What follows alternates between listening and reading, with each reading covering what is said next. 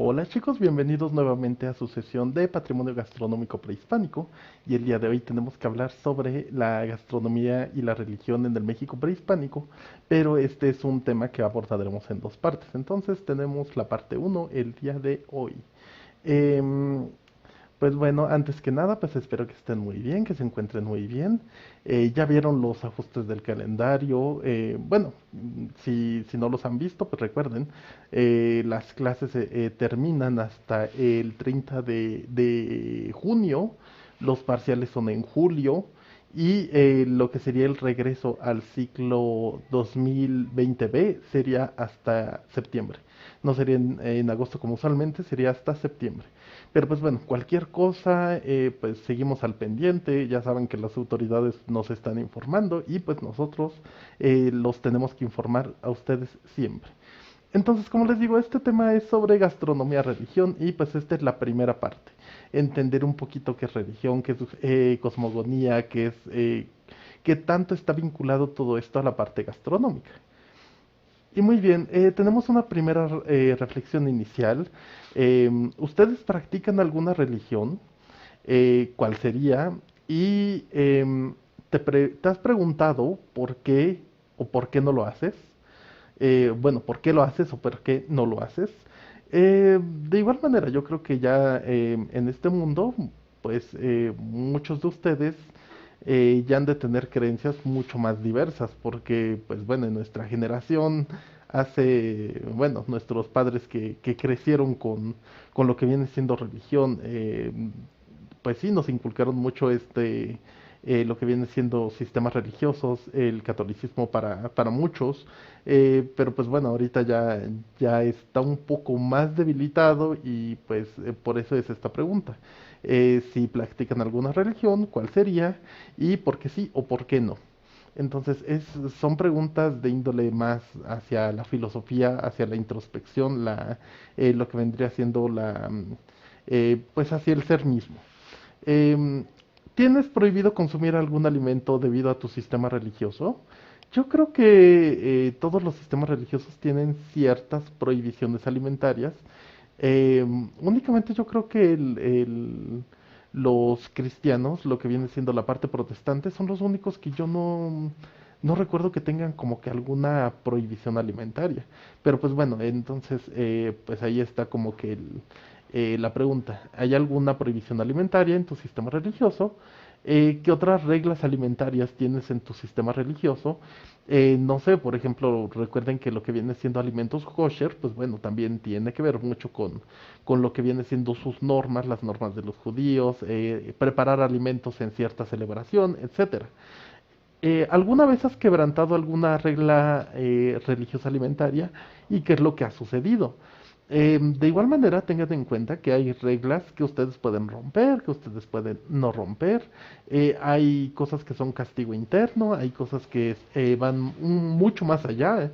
Em, yo recuerdo, por ejemplo, la primera vez que me comí un sándwich de jamón, pero precisamente era viernes de cuaresma y pues sí me sentí mal, o sea, no había violado ese precepto por como 17 años y fue así de, oh, me equivoqué, me comí un cuernito con jamón. Entonces, sí me sentí mal, pero les digo, de igual manera, solo fue eso, el sentimiento, el autocastigo de sentirme mal.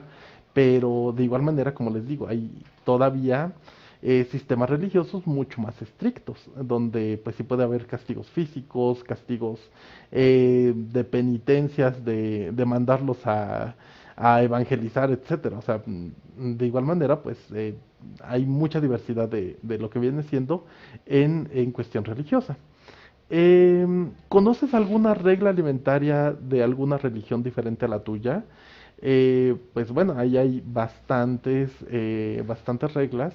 De igual manera, yo no me conozco todas, pero pues sí, cada vez que puedo platicar con alguien de otra religión, yo creo que ese es como de los primeros temas, así como que, pues, ¿qué normas alimentarias tienes y por qué?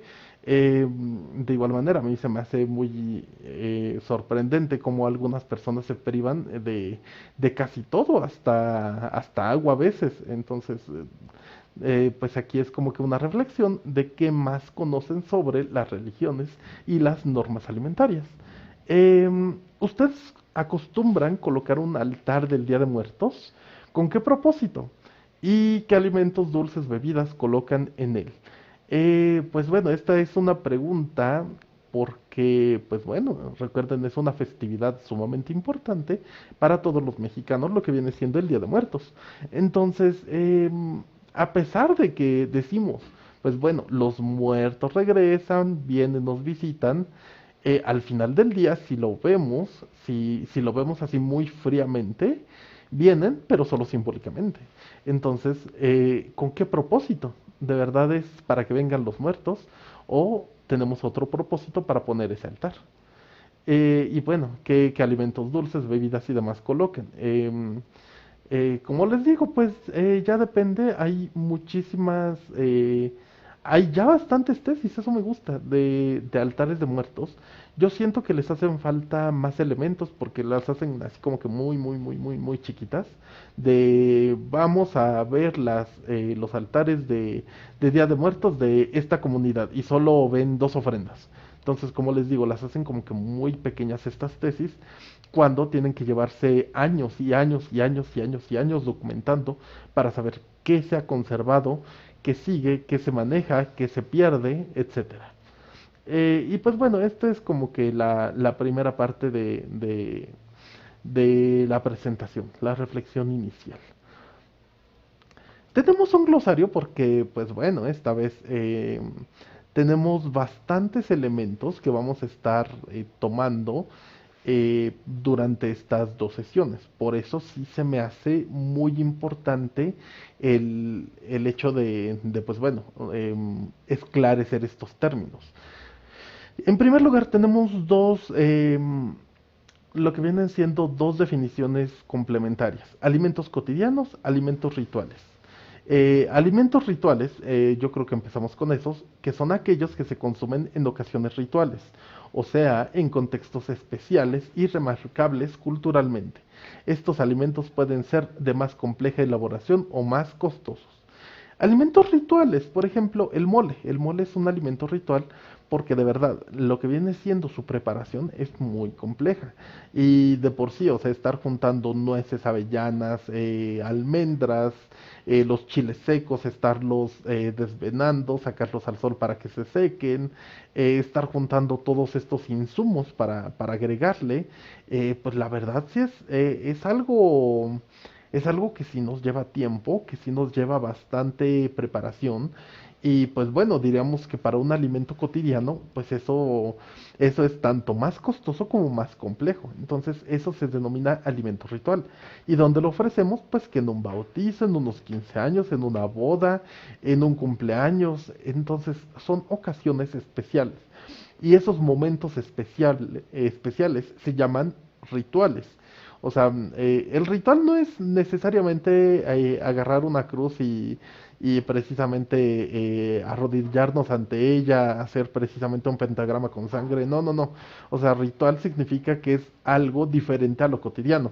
Esa es la definición de ritual. Algo que es remarcable, como pueden ver, remarcable culturalmente. Por ejemplo, si nosotros estamos acostumbrados a salir una vez cada mes a comer con nuestra familia, a ir a algún restaurante, pues bueno, esa es una ocasión ritual. Como les digo, no tiene que ver con ritos satánicos, con cruces, ni mucho menos. O sea, es algo más allá de lo cotidiano. Únicamente es eso lo ritual. Cotidiano, aquello que se consume cuando no hay eventos rituales ni especiales. O sea, les digo, ritual es lo especial o lo destacable, lo remarcable. Cotidiano, pues es de todos los días. Anímico, o esto es relativo al alma. O sea, cuando nosotros estamos hablando de que un alimento o algo nos lleva a un estado anímico, tiene que ver que pues nos eleva a otro estado de conciencia. O sea, tampoco lo vean como que es algo que solo como que algún erudito o precisamente Buda llegaba, sino eh, este tipo de cosas de que es algo que nos gusta demasiado, o que nos quedamos así de que no sabemos cómo reaccionar porque nos gustó demasiado. No sé si han ido, por ejemplo, a algún concierto y han llorado, eso es un estado anímico. O sea, de igual manera, en un concierto, si te pones a cantar, a bailar y todo eso, es un estado anímico porque nos está apelando más allá de los sentidos, o sea, está apelando a nuestra alma, o sea, nos está llegando más allá de lo básico, más allá de nuestros cinco sentidos y nuestra razón. O sea, eso se refiere a un estado anímico. Y precisamente las religiones casi siempre buscan que sus practicantes lleguen a este estado anímico. Entonces, pues sí, básicamente pues anímico es relativo al alma y pues es muy dado pensar que pues precisamente tiene que ver con la religión. En el caso, por ejemplo, del México prehispánico, yo les voy a poner este ejemplo. En la religión, o bueno, en la región maya más bien, más que en la religión maya, eh, había ciertos momentos en el que se solicitaba que, que pues una persona se sacrificara voluntariamente. Entonces, bebían tanto chocolate que después de, bueno, bebida de cacao, lo que viene siendo el cacahuatl, y bueno, después de ciertas copitas, pues ya estabas todo emocionado, estabas en este estado anímico y pues bueno, ya te ofrecías así de yo me ofrezco, yo prefiero, yo quiero ofrecerme de sacrificio.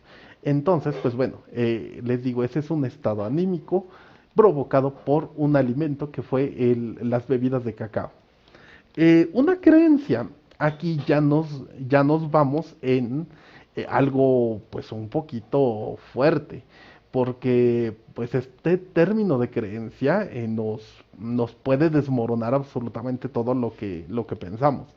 Según Juan Villoro, es tener algo por verdadero o existente, mismo que se aprehende por tradición, antecedentes sociales o psicológicos. Por ejemplo, en el caso de Dios, lo que viene siendo la figura de Dios, eh, nosotros lo podemos ver, ¿no? La religión te dice, no, no puedes ver a Dios, pero ahí está. Podemos saber que Dios está ahí, podemos, no sé, poner en un pizarrón, Dios, ¿estás ahí? Él no nos va a responder, sí, ahí con nuestro pintarrón.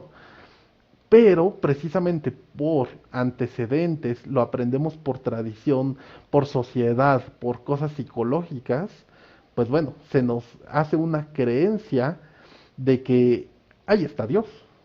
Entonces, en este sentido, una creencia puede ser absolutamente todo. O sea, eh, algún caso muy, por ejemplo, de filosofía es de tú estás vivo o tú crees que estás vivo.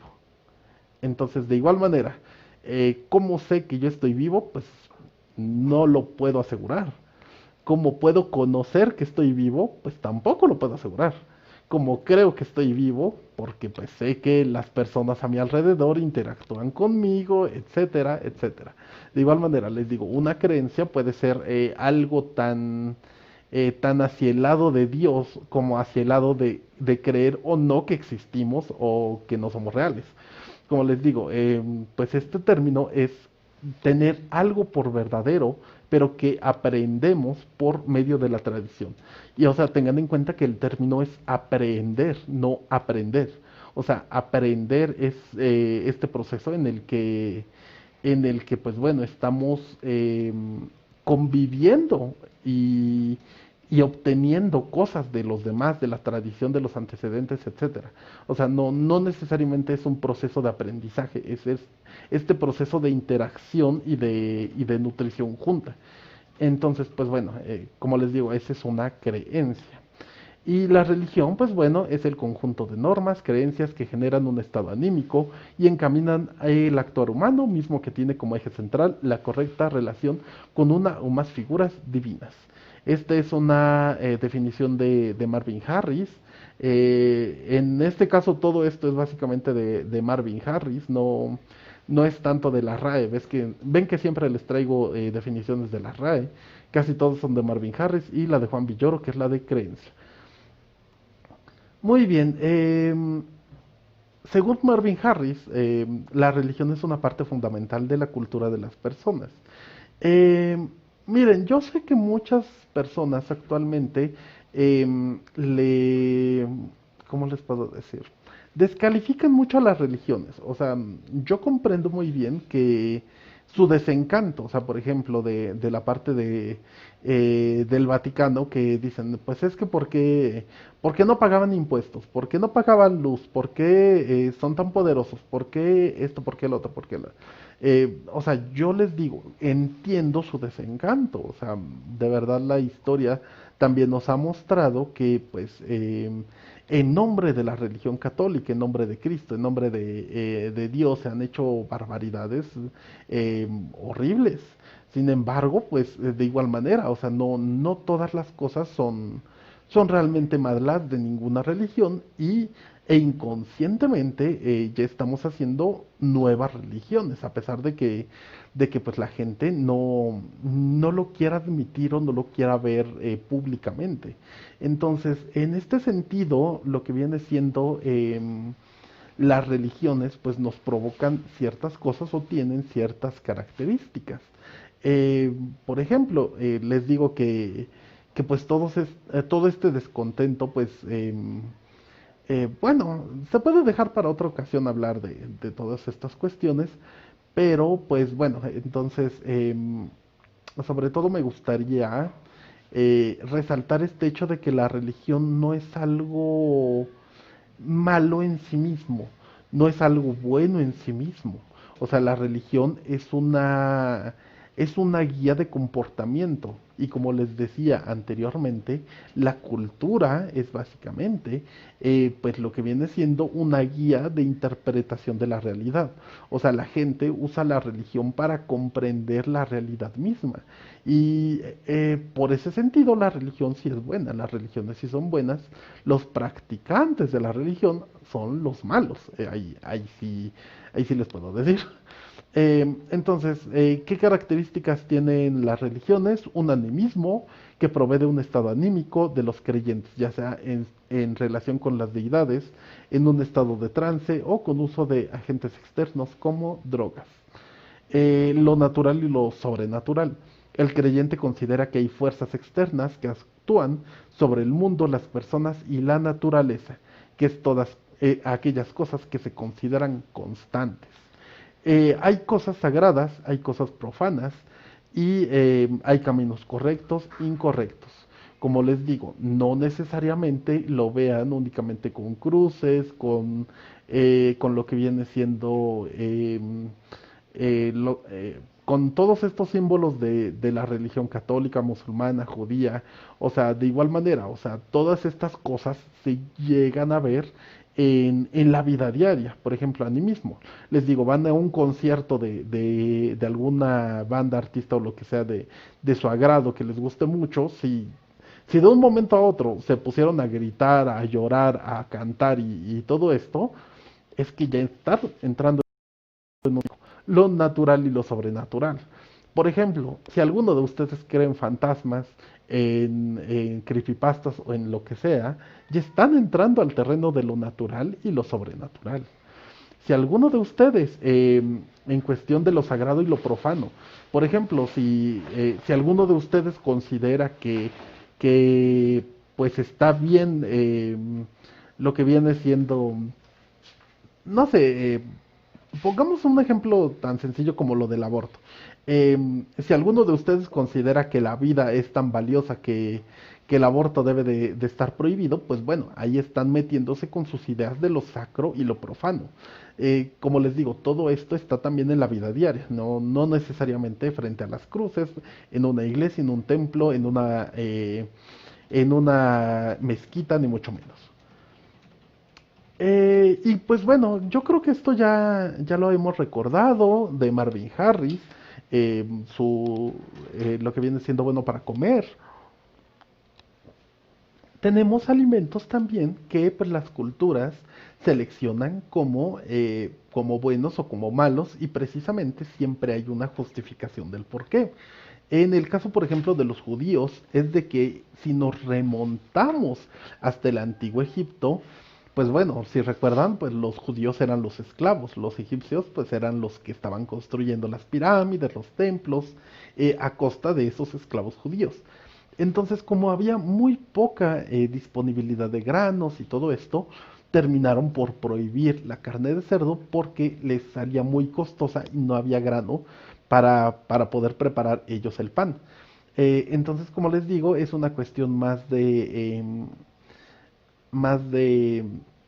lógica lo que viene siendo la religión. En la religión hindú, perdón, pues ellos no comen lo que es la carne de vaca, pero precisamente porque les conviene tener más a las vacas vivas, porque pueden obtener subproductos, que es la leche, el ghee, lo que viene siendo el excremento para combustible, y los toros les sirven como fuerza de arado.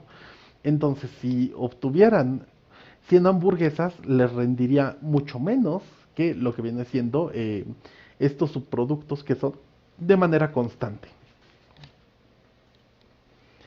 Y bueno, también en México tenemos ciertas normas religiosas. Y pues bueno, como les decía, muchos de nosotros como mexicanos tenemos como que este núcleo católico. Nuestras abuelas, madres, etcétera, nos han pasado este tipo de tradiciones y, y pues bueno, tenemos ciertas normas que pues, por ejemplo, son estas.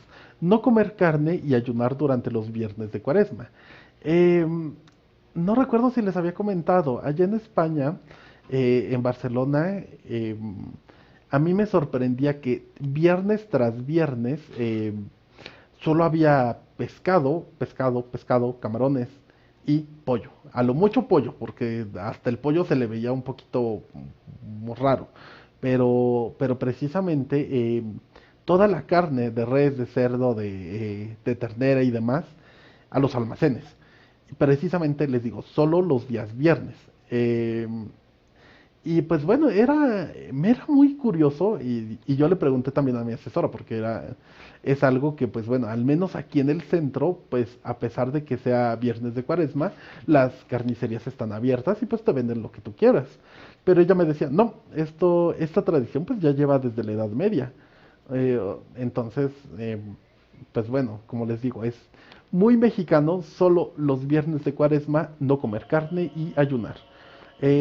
Consumo extendido de platillos de Cuaresma y Navidad como romeritos, pescado a la vizcaína, capirotada y pues otros alimentos rituales con pescado, pollo y mariscos. Em, de igual manera, pues bueno, por ejemplo, en lo que viene siendo el pavo es una costumbre que trajeron precisamente de Alemania. Lo que viene siendo el arbolito de Navidad es algo que trajeron ay, no recuerdo si es de Austria, con todo lo de Maximiliano, lo trajeron precisamente de Europa. Pero precisamente lo que se comía tradicionalmente, pues históricamente, pues son los romeritos, el pescado, y pues postres como la capirotada o la ensalada de Navidad. Que pues bueno, de igual manera, recetas hay muchas, hay versiones que son con lechuga, con rábanos, vinagre, o la clásica que es nada más como que el betabel, eh, y el betabel, la jícama, naranja, plátano, etcétera. De igual manera hay otros momentos que, por ejemplo, en el que la iglesia santifica celebraciones o de índole civil sacro, y pues bueno, hay códigos de comportamiento como lo que viene siendo esto muy característico de aquí del centro, que si hay un bautizo, primera comunión, confirmación, 15 años o bodas, pues es ofrecer arroz, frijoles, mole y tortillas. O sea, ese es básicamente, ese es el alimento básico para todos. Y pues bueno, por ejemplo, cívico sacro es, por ejemplo, el día 1 y 2 de noviembre, que ustedes saben que es eh, Día de Todos los Santos y Día de Muertos. Entonces, esta celebración, pues bueno, tiene sus orígenes prehispánicos, o sea, la justificación es prehispánica, pero pues bueno, ya los guisos y todo lo que viene de trasfondo tiene que ver con la evolución de la cultura mexicana a través de muchos y muchos y muchos y muchos y muchos siglos. De igual manera, todavía vemos que va mutando porque incluso vemos que van ganando terreno cosas como el Halloween. Y bueno, no les puedo decir que tengamos que mantenernos herméticos ni mucho menos. O sea, eso sería muy poco deseable, mantenernos herméticos, porque siempre la cultura se va nutriendo de más cosas, más influencias, nos vamos nutriendo, otras se van contagiando de las cosas que nos gustan. Entonces es muy importante pues bueno, la cultura se mantenga así, en cierta dinámica. Pero les digo, o sea, ahí depende de qué es lo que estemos apoyando, si la parte de Halloween, la parte de Día de Muertos, la parte más prehispánica, y de igual manera hay muchas interpretaciones, pero al final del día esto, reflejado a nivel gastronómico, es una completa riqueza. O sea, yo de igual manera espero lo que viene siendo estas fechas para ir a los portales, ver qué hay, comprar calaveritas, comprar dulces. Es precisamente un despliegue de dulces. Y yo por eso, por todo lo que viene siendo la tradición dulcera, es que yo hice mi tesis de licenciatura del dulce en el siglo XIX. O sea, no, esa fue mi inspiración, toda la parte cultural y gastronómica en torno al dulce.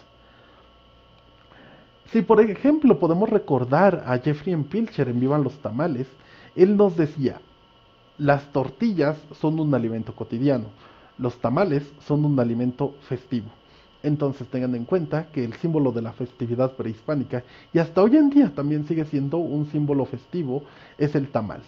O sea, sé que hay muchas personas que consumen un tamal diario, una guajolota o lo que sea, pero al final del día sigue siendo un elemento festivo. A pesar de que se pueda comprar, es un elemento 100% festivo el tamal. Y bueno, ya vimos más o menos, tenemos algunos cronistas que son precisamente los que nos hablan de la religión prehispánica. Eh, Sobre todo, muchos se van hacia Sagún, pero bueno, en la segunda sesión nos vamos a ir hacia Sagún, pues bueno, ya ustedes ya lo leyeron, pero pues vamos a reforzar un poquito más esta parte de la religión y la gastronomía en Sagún. Tenemos a Motolinía, que él habla también de la religión de los indios o de los indígenas en este sentido. Y pues bueno, hay muchos otros, por ejemplo, Orozco Iberra, él es un historiador del siglo XIX, pero él también trata de abordar mucho el tema de la religión. Y ahorita que vayamos a ver, por ejemplo, lo que viene siendo la leyenda de los cinco soles, esto tiene que ver con León Portilla. Si recuerdan, ya les dejé dos videos de León Portilla. Y él hizo una investigación sumamente importante sobre los orígenes y las diversas leyendas de los cinco soles.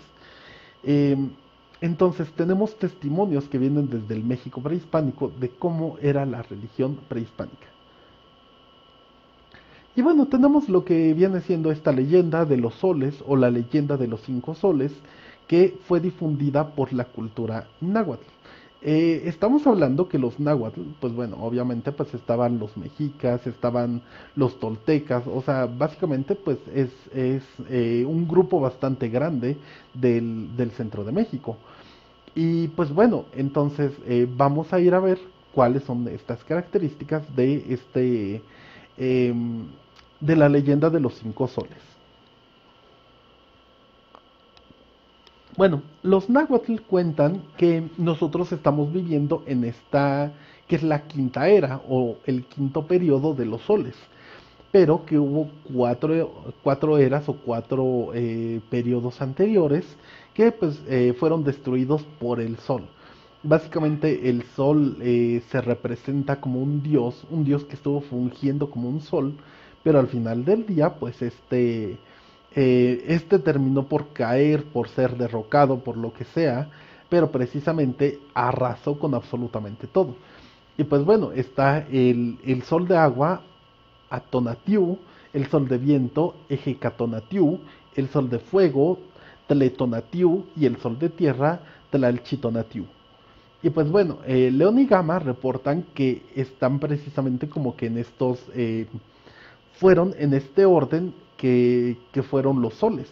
Que primero estaba Nahui Hecatl, que era el sol de viento. Nahui Kiahuitl, que es el sol de fuego. Nahui Atl, el sol de agua. Nahui Ocelotl, el sol de tierra. Y en el que estamos viviendo, que es Nahui Oyin, que es sol de movimiento.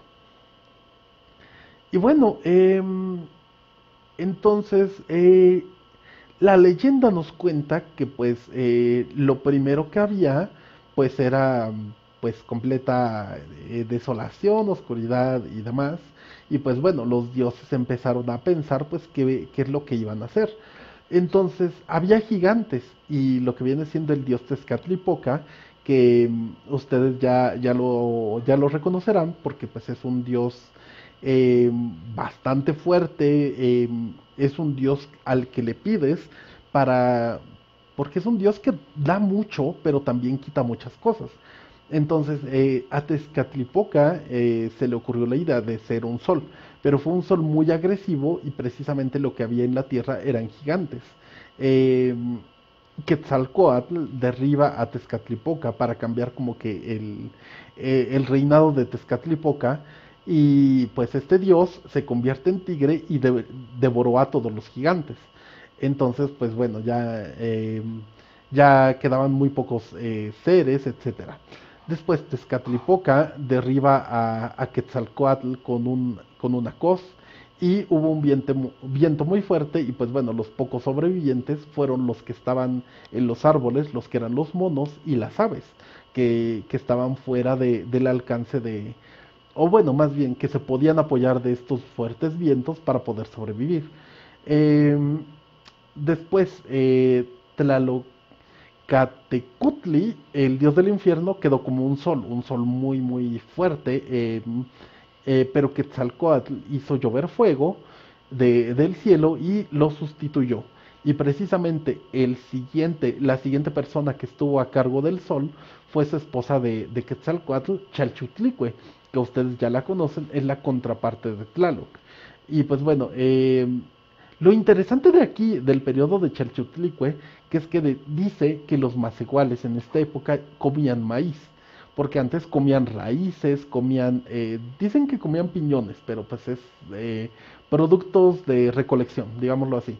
Y pues bueno, en el último en el último año en el que estuvo Chalchutlicue como sol, llovió tanto que los hombres se convirtieron en peces.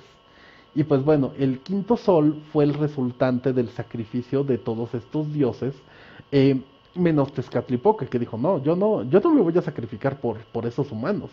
Entonces, la leyenda dicta que nuestro quinto sol, eh, que este periodo, que es el del quinto sol, va a desaparecer, pero precisamente cuando Tezcatlipoca se robe al sol. Entonces, pues eso es básicamente esta cosmología de la leyenda de los cinco soles. Hay muchas versiones, hay muchas interpretaciones, pero esta es como que de las más fidedignas que puedo encontrar León Portilla. Y pues bueno, finalmente, perdón, tenemos lo que viene siendo el Popol Vuh. Yo sé que hay muchas otras culturas más, sin embargo, tampoco vamos a abordarlas todas. Tenemos lo que es el Popol Vuh, es el libro del Consejo Maya. Muchos consideran que es el libro del inframundo, pero no tanto, porque también habla de la creación, del inframundo, etcétera. Y pues bueno, tenemos que tener en cuenta en primer momento que los dioses se consideran como creadores. O sea, ellos fueron los que crearon los humanos, los animales, las plantas, etcétera. Y lo interesante es ver estas cuatro fases de la creación de los dioses. En primer momento, los dioses pues necesitaban seres que los adoraban. Y bueno, entonces lo primero que crearon fueron los animales, pero como no hablaban y no veneraban a sus dioses, su castigo fue que se convirtieron en comida. Después de esto, pues este es un castigo bastante cruel. Después de esto, pues tenemos el hombre de barro, el cual dicen que no tenía alma, que no los veneraba y pues bueno, al final del día los ahogó. Después de esto hicieron hombres con madera, pero estos hombres eran muy soberbios y no veneraban a sus dioses. Entonces, yo me imaginaría que los habían quemado, pero pues bueno, su castigo fue que murieron ahogados, los ahogaron otra vez, y pues al final del día los terminaron haciendo de maíz, los cuales fueron perfectos, humildes, veneraban a sus creadores y les daban ofrendas. Entonces, todo lo demás del Popol Vuh que tiene que ver con el guerrero, con lo que viene siendo el inframundo, el árbol de la ceiba, pues bueno, eso ya es punto y aparte. Pero lo interesante es ver esta cosmología de la creación. Al final del día que nos está diciendo, el maíz es nuestro sustento. Ustedes son seres humildes y el maíz es perfecto para ustedes. Eh, Al final del día, todo lo que tiene que ver con religión, con maíz, va a ser lo que les haga vivir bien. Y pues básicamente el maíz regalo de los dioses, el maíz sustento de los hombres. Y pues bueno, nosotros al final del día seguimos siendo hombres de maíz. Pues bueno chicos, esto sería todo por esta sesión. No se olviden que pues bueno, ya vamos a empezar las exposiciones y pues todo lo demás pues estaríamos participando en estos foros. La última semana de lo que viene siendo este mes de junio la dejamos únicamente para aclarar. Recuerden que pues bueno, se nos dicen que las clases van a ser hasta el 30 de junio, pero precisamente como les digo, esto tiene que ver con la calendarización oficial y yo quiero esta última semana para ver ajustes, para ver si tienen algunas dudas, preguntas. O sea, yo siempre me tomo esta última semana para hacer esto, pero pues bueno, cualquier cosa, seguimos en comunicación, en contacto. Estuve un poco apurado y pues si tienen alguna duda o pregunta, pues ahorita estaría contestando en esta semana pues ya todos los correos que tengo un poquito atrasados, porque como esta vez sí me dediqué un poquito al grupo de siglo XIX y a otras materias que tengo fuera de aquí. Pero pues bueno, entonces seguimos en contacto chicos, recuerden ya estar participando todavía en los foros y pues estamos en comunicación. Hasta pronto chicos, cuídense mucho.